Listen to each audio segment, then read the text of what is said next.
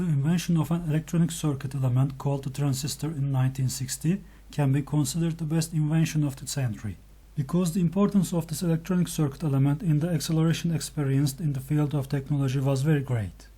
Microprocessors were produced using these electronic circuit elements, which called transistors. In microprocessors, arithmetic operations are done with integrated circuits designed for this requirement. These processes, which started to be done with transistors, are now done much more faster with semiconductors. Computers are compute the combining logic gates which are made by transistors. Transistors apply these logics to a small currents which is either turned on or off, which is 1 or 0 binary operations for computing the functions. Microprocessors consisted of transistors that worked like an on-off switch. According to the programming status of the keys, electronic signals passed through the transistors and transferred all the processes of the computer into basic mathematical operations. This processor was also doing these operations using numbers 0 and 1 in binary number of code, which is the simplest counting system. This 0 and 1 binary number system is still in use today.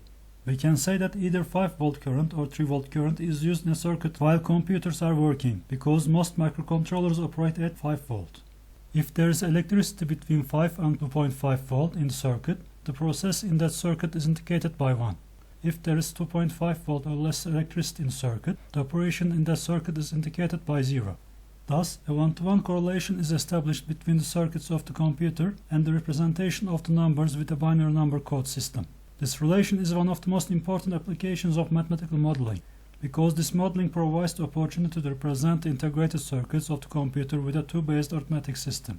As can be seen, the reason of choosing the 2-digit order for operations in the computer is that this number pattern is most suitable for the circuits. Showing that there is current in a circuit with 1 and no current with 0 makes the practice easier. Thus, the robustness and reliability of binary number system is transferred to computer systems. Bit stands for these binary digits, either 0 or 1. A bit is a short of binary digit and the most basic unit of data, and computers run machine instructions and process data in form of bits. Our computing devices work on the combination of these two digits to process huge amount of information. Most of the devices treat 1 as a logical true value and 0 as a logical false value. Using these 0 and 1 values, logical calculations are made. In line with these calculations, the computer and the human can talk to each other. And here is a good question: why byte is a collection of 8 bits? The computer architectures decided to use 8 bits as a byte as the smallest addressable unit of memory in computing. Therefore, a byte is a group of 8 bits. For this reason, the most common storage unit was accepted as byte. All storage device capacities are calculated in the form of bytes. Programming languages also use bytes to store the primitive data types. A byte has different 8 values and 256 different binary number combinations ranging from 00000000 to 11111111. This range corresponds to combinations of decimal numbers ranging from 0 to 255. That you can get a total of 256 different combinations. This 256 number is also coming from 2 to the power of 8. We can think of the bit value we have mentioned so far as the classical bit value 0 and 1. Today the quantum bit value has also started to be used, which is called as qubit. Just like classical bits, a quantum bit also have 2-digit states that's representing 0 and 1. Unlike a classical bit, a quantum bit can also exist in superposition state. This means that quantum bit or qubit can be at 2 states at the same time. With the ability of superposition, interference and entanglement makes qubits fundamentally different and much more powerful than classical bits.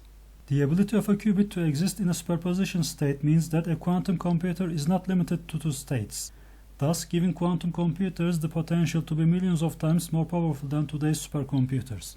To build quantum computers need quantum objects that will act as qubits. While the subject of quantum has been studied mainly theoretically, practical studies have gained momentum with quantum computers and qubits. The inherent parallelism of the quantum computer is due to the overlapping of qubits. This parallelism would allow a quantum computer to process millions of calculations, while a standard desktop computer performs a single calculation. Therefore, a 10-qubit computer can compute with the power of today's modern supercomputers. Qubits have some very strange properties. It's not possible to make copies of qubits. This is sometimes very useful when you want to keep information private, but sometimes not when you want to back up your system. Technology is advancing and quantum computers are improving. I guess we will see what awaits us soon.